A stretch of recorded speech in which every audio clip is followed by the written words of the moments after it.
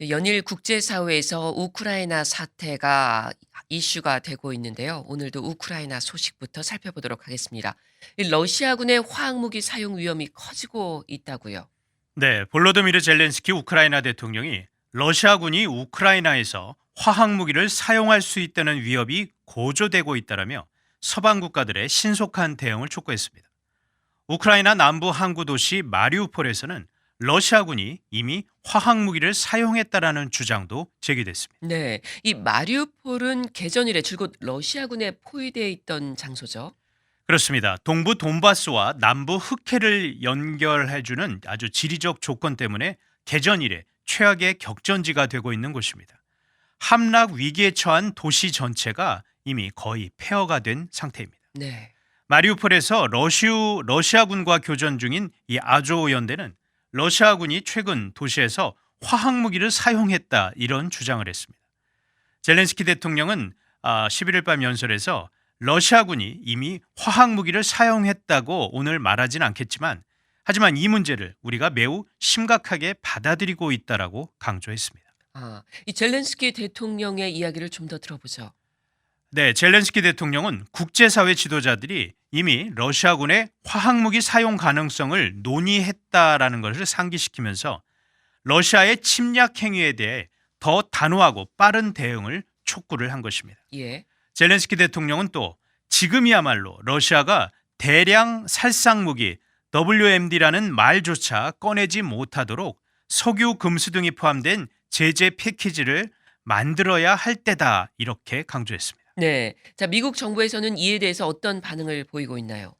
존 커비 국방부 대변인이 정례 브리핑을 통해 현재로서는 러시아군이 화학무기를 사용했다라는 주장을 확인할 수는 없지만 계속해서 상황을 면밀히 주시할 것이다라고 했습니다.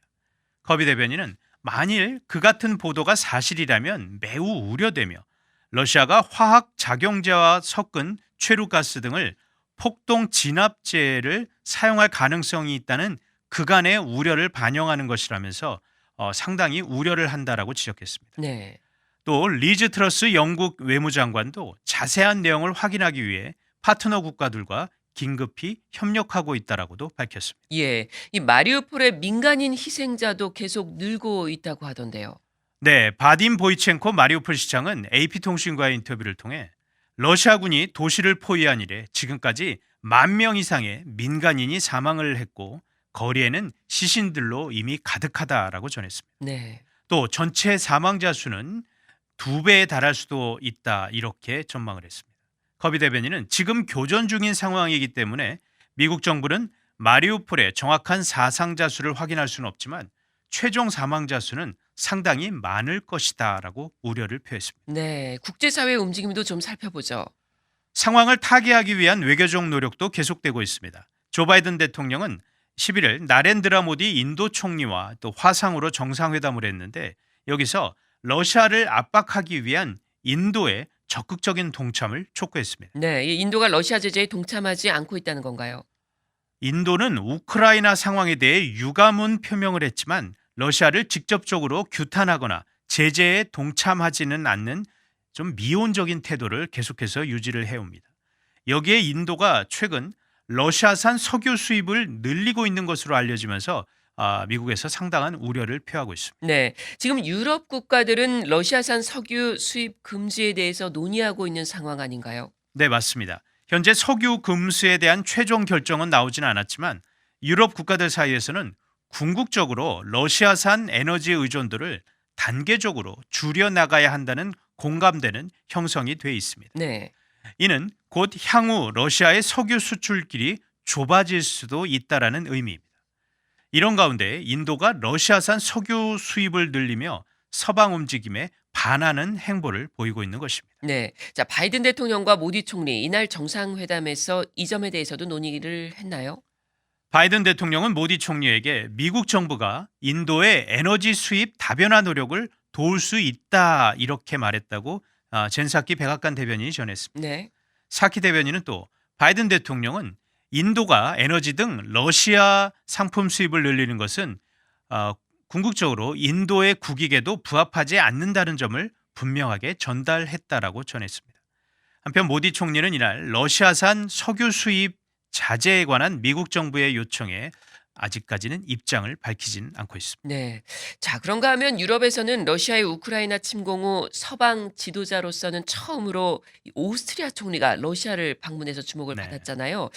좀 성과가 있었나요? 별다른 성과를 거두지 못한 것으로 알려졌습니다. 카릴 네함머 오스트리아 총리는 11일 모스크바에서 블라디미르 푸틴 러시아 대통령과 75분 정도 비공개 정상회담을 가졌습니다. 회담 후 매우 어렵고 힘들었고 낙관적인 느낌을 받지 못했다라고 네함머 총리가 전했습니다. 네. 네함머 총리는 또 우크라이나 동부에 대한 러시아군의 대규모 공세가 준비되고 있는 게 분명하다라고 말했습니다. 한편 오스트리아 국내에서는 네함머 총리의 이번 방문이 결국엔 푸틴 대통령의 선전에 이용될 것이라는 비판의 목소리가 있었는데 실제로 그렇게 됐다라고 또 네함머 총리를 비판하는 여론도 많이 나오고 있습니다. 그렇군요. 이런 가운데 이 러시아의 조건부 디폴트, 즉 채무 불이행이 선언됐다 이런 소식도 들려요. 러시아 정부가 100여 년 만에 처음으로 국가 채무를 이행하지 못했다라고 국제 신용 평가 기관 S&P가 밝힌 것입니다. 네. 러시아는 지난 4일 만기가 도래한 6억 4,900만 달러의 채무에 대해 이것을 루블화로 상환하려고 했지만 S&P는 11일 러시아는 채권 계약서에 달러로 지급하겠다고 했기 때문에 이 루블화로 상환하려는 것은 채무 상환이 아니며 이것은 디폴트에 해당한다라고 지적을 한 것입니다. 네. 하지만 30일의 유예 기간이 있기 때문에 5월까지만 이 상환을 하면 전면 디폴트는 피할 수 있습니다. 예. 잘 들었습니다.